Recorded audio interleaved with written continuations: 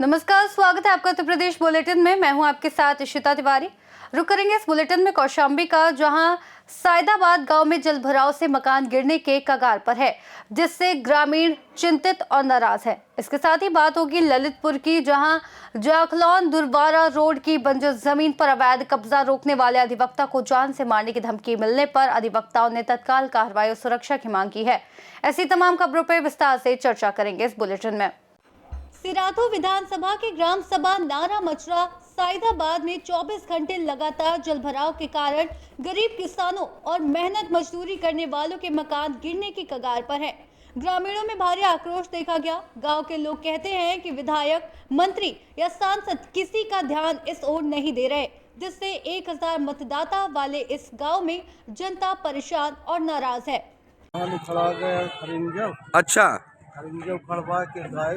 अच्छा, ये आखिर पानी निकल क्यों नहीं रहा है?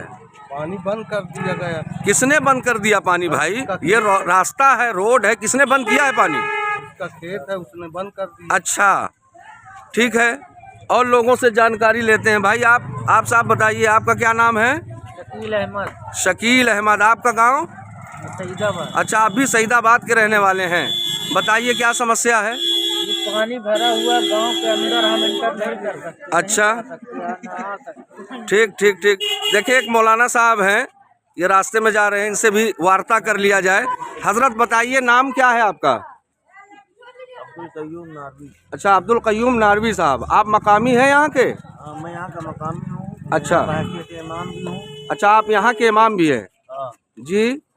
तो ये बताइए, समस्या क्या है आपकी? समस्या बिल्कुल सीधे दिख रही है। जो भी कयामत खेज मंजर है, न कोई निकल सकता है, न कोई जा सकता है, न कोई पड़ा हुआ है पसमानदा में जी। और पसमानदा होने की वजह से आज तक तवज्जो नहीं दी गई। मतलब हर जगह का विकास हो गया। बताइए, इस देश और प्रदेश में, बात को पीछे रखा है हमेशा से। देश और प्रदेश में बीजेपी की पूर्ण बहुमत से सरकार है और हर हिंगल से रास्तों को क्लियर किया जाता है। स्वच्छ भारत बनाने का अभियान चलाया जा रहा है।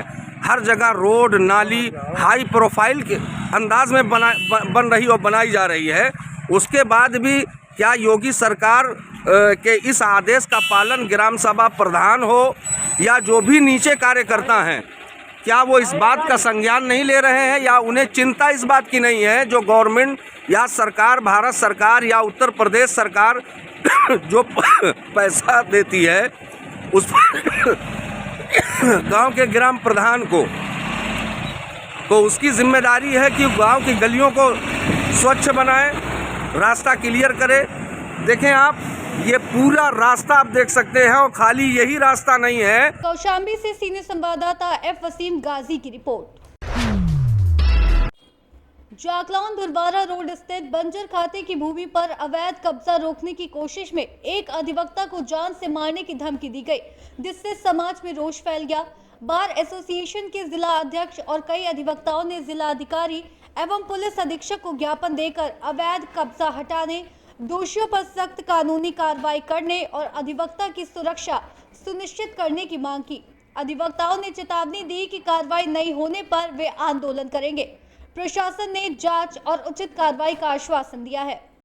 हमारे अधिवक्ता जी ने शिकायत की थी कि इस आराजी पर के बंजर भूमि पर जबरदस्ती निर्माण कर रहे थे जी। उनका नाम है राम स्वरूप। तो उनकी शिकायत की एसडीएम से। एसडीएम ने जाकर के पटवारी से आदेश किया कि आओ मौके पर निर्माण कार्य रोक दिया काम। रात में फ़ोन आया इस नंबर पे, वकील साहब को धमकी दी कि यदि तुम इस तरह से काम रुकवाओगे तो तुम्हारा मर्डर करवा देंगे। किसने दी? तो मुझे नहीं जानता। ये नंबर है, ये है 91 98 76 60 16। इस नंबर पे धमकी आई है वकील साहब को।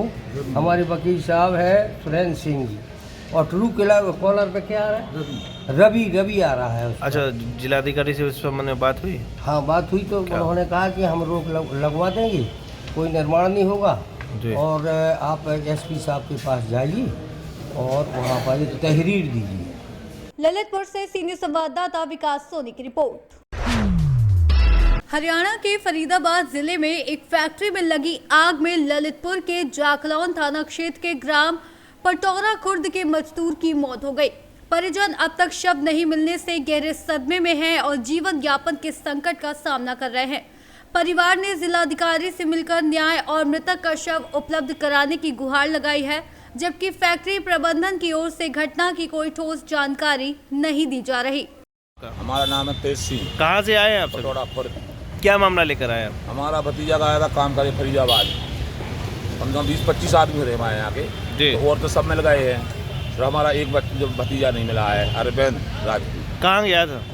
वो हुई उसी में जल गया है। कहाँ? फरीदाबाद फैक्ट्री में। कब की घटना है ये? कल 5 बजे की है। तो क्या आपका भतीजा नहीं मिला? ना नहीं मिला है, और एक को रहा था 2 बार से, एक को तो मिल गया है, हमारा नहीं मिला है। तो और वो तो थाने गए, इसलिए सुनवाई नहीं कर रहे, इनने कोई पैसा दे दिया है हमको थाने। तो अभी कहाँ आए हुए हैं आप? हम अभी यहाँ जिलाधिकारी ने मतलब क्या मांग है आपकी? अपनी यह मांग है कि रियायत दी जाए कुछ, और हमारी बॉडी मिल जाए जो कुछ है। कहाँ से आई हैं? पटौरा खुर्द। क्या समस्या लेके आई हैं? ये समस्या लेके आए कि मेरा भाई मजदूरी करने के लिए परदेश गया था और उसे दुर्घटना घट गई, रात में आग लग गई। कहाँ गया था? वो गया था दिल्ली। कौन ले गया था? वो ठेकेदार लगा गया था मध्य प्रदेश का। हाँ। वहाँ पर क्या हुआ? मजदूरी कर रहे थे, रात में आग लग गई, कोई पता नहीं है। उसके छोटे छोटे 2 बच्चे क्या लगा मैं आग में जल गए। ठेकेदार से बात ही करा? ठेकेदार से नहीं गिरवा, मैं सब पहुँच गए और साथ में थे जो सब तो मिल गए, मगर हमारा भाई नहीं मिले। वो तो सब मिल गए, अगले बस यही ना पता है, कोई पता नहीं है। 2 दिन हो गया। तो किस लिए आई हैं आप जिलाधिकारी के पास? इसके लिए आए कि 2 बच्चे हैं, मजदूरी करने गए थे, बाप मत आई, कोई नहीं आओ। ललितपुर से सीनियर संवाददाता विकास सोनी की रिपोर्ट। प्रयागराज के रामपुर पुलिस चौकी के पास डंपर की टक्कर से बाइक सवार दीपक पटेल और इंद्रपाल की मौत हो गई। दोनों गंभीर रूप से घायल हुए थे और उन्हें अस्पताल ले जाया गया, जहां डॉक्टरों ने उन्हें मृत घोषित किया। दीपक मेडिकल स्टोर चलाते थे, जबकि इंद्रपाल प्राइवेट कंपनी में कार्यरत थे और उनके 2 बच्चे हैं। हादसे ने दोनों परिवारों में कोहराम मचा दिया है। प्रयागराज से सीनियर संवाददाता मंगला प्रसाद पटेल की रिपोर्ट। हरियाणा के यमुनानगर निवासी युवक अब्दुल रहमान अपनी जान और माल की सुरक्षा के लिए शनिवार को सहारनपुर के एसएसपी कार्यालय पहुंचे और प्रार्थना पत्र देकर ससुराल पक्ष के खिलाफ कार्रवाई की मांग की। उन्होंने बताया कि रामपुर मनिहारान निवासी पत्नी और ससुराल पक्ष से विवाद चल रहा था और शुक्रवार को कचहरी में बुलाने पर उनके साथ मारपीट और जान से मारने की कोशिश की गई। उन्होंने कहा कि शादी के बाद से उनकी पत्नी का व्यवहार ठीक नहीं था और उसके संबंध अवैध भी थे। जी, आपका नाम? मेरा नाम अब्दुल रहमान है। कहाँ के रहने वाले? मैं यमुनानगर जगाधरी का रहने वाला हूँ। आज सहारनपुर पहुँचे, क्या मामला है? मामला मेरी वाइफ से रिलेटेड है। मेरी वाइफ जो है रामपुर मनिहारान की रहने वाली है। उसके जो पिताजी का नाम है वो जहीर आड़ती है, न्यू घास मंडी, और जो मेरे साले का नाम है वो फैसल है। एक इनका चाचा भी है आरिफ। मैं एक डिस्प्यूट केस चल रहा था मेरा यहाँ पे।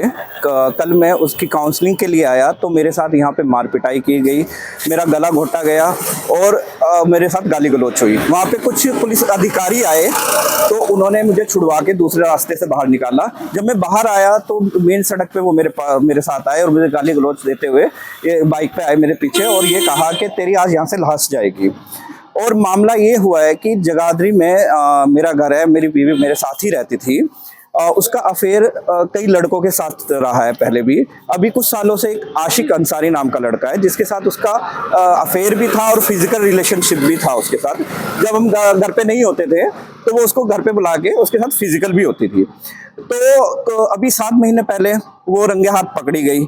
जब रंगे हाथ पकड़ी गई तो उसने माफ़ी मांगी हमारे से। तो मैंने पहले भी 2-3 बार चांस दिया था, तो माफ़ी मैंने इस बार रिटर्न में ली उससे। एक शपथ पत्र लड़के और लड़की से मैंने दोनों से ले लिए। लेकिन इन 5 महीने में भी उनके अंदर सुधार नहीं आया। पिछले कुछ महीने से फिर उनके कांटेक्ट होने लगे थे, आपस में किसी ना किसी तरीके से कांटेक्ट होने लगे थे। और जिसकी सपोर्ट उसका मामा जी करता था, मामा जी का नाम महफूज है, जो हमारे गले के पास ही रहता था, उसकी फुल सपोर्ट थी लड़की के मामा की। अब कब से ये विवाद चल रहा है आप लोगों में? ये 30 दिसंबर की बात है। 30 दिसंबर के दिन रात के दिन हमारे में झगड़ा हुआ इसी बात में। वो उसने घर पे बुलाया हुआ था उसको, और मैं दिल्ली गया हुआ था। जब मैं दिल्ली से आया तो उस रात को उसने बुलाया हुआ था। जब मुझे देखा उसने तो उसको धक्का देके बाहर भेज दिया। तो हमारा झगड़ा हुआ। झगड़ा होने के बाद वो अगले दिन अपने मामा के घर चली गई सुबह के टाइम, और वहां से उसने वो अपने घर चली गई। और तो कल जो घटना हुई है इसमें कौन कौन लोग शामिल थे और क्या आपने मांग की है? जो कल घटना हुई है इसमें एक तो आरिफ जो उसका लड़की का मामा है, वो लड़की का चाचा है, और एक फैसल लड़की का भाई है, एक जहीर आड़ती, और 2 या 3 और अज्ञात लड़के थे जिनको मैं नहीं जानता। क्या थाने पर भी आपने सूचना दी थी? मैंने थाने पे सूचना दी है। कार्रवाई कोई हुई होगी तो? अभी कोई कार्रवाई नहीं हुई, इसीलिए मैं कप्तान साहब के यहाँ पे आया। तो इन्होंने मुझे संतुष्टि दी है। इन्होंने ये कहा कि जब भी आपकी एक तो कार्रवाई होगी, जो मैंने मामला दर्ज किया है, दूसरा ये बोला है कि जब भी आप यहाँ पे आओगे तो आपको एक कांस्टेबल दिया जाएगा जो आपकी सेफ्टी में रहेगा तारीख पे। सहारनपुर से सीनियर संवाददाता शाकिर राजपूत की रिपोर्ट। सिद्धार्थनगर के भनवापुर ब्लॉक के गागापुर गांव में मनरेगा यानी जिसका नाम बदल के वीवीजी राम जी किया गया है में भ्रष्टाचार जारी है। कार्यक्रम में 100 दिन की बजाय 125 दिन का काम दिखाया जा रहा है, लेकिन मजदूरों को वास्तविक काम नहीं मिल रहा। साइट पर उपस्थिति दर्ज तो दिखाई जाती है जबकि काम नहीं हो रहा। मीडिया रिपोर्ट आने पर जिम्मेदार अधिकारी उपस्थिति को शून्य दिखा देते हैं। आंगनबाड़ी भवन बन जाने के बावजूद रोजगार सेवक मनरेगा श्रमिकों की हाजिरी दिखा रहे हैं, जिससे भ्रष्टाचार और अधिकारियों की मिलीभगत की आशंका बढ़ रही है। क्या नाम है बेटा? अंशिका। कौन क्लास में पढ़ते हो? 5। स्कूल के क्या नाम है? प्राथमिक विद्यालय गागापुर। अच्छा बेटा, ये आंगनबाड़ी भवन पर आज काम होते, कोनो मजदूर हैं यहाँ? हाई को दिखाते हैं? हाँ? क्या नाम है बेटा? नैन्सी। कौन क्लास में? 5। बेटा, ये जो बिल्डिंग बनत रहा आंगनबाड़ी भवन, या पहर क्यों काम करत है आज? आज नहीं करते। नहीं करते ना? क्यों नहीं? क्या नाम है? आदर्श पांडे। कहाँ पढ़त हो? प्राथमिक विद्यालय गागापुर। बेटा, आंगनबाड़ी भवन का जो निर्माण होता है, यहाँ कोनो काम होते है आज? आज नहीं होता। क्या नाम है बाबू? विनय गौतम। हैं? विनय गौतम। कौन विद्यालय में पढ़त हो? प्राथमिक विद्यालय गागापुर। बाबू, ये आंगनबाड़ी भवन पर काम होते आज? आज नहीं होता। सिद्धार्थनगर से सीनियर संवाददाता विजय पाल चतुर्वेदी की रिपोर्ट। फिलहाल के लिए उत्तर प्रदेश बुलेटिन में इतना ही। देश और दुनिया की तमाम बड़ी खबरों के लिए देखते रहिए सी न्यूज़ भारत।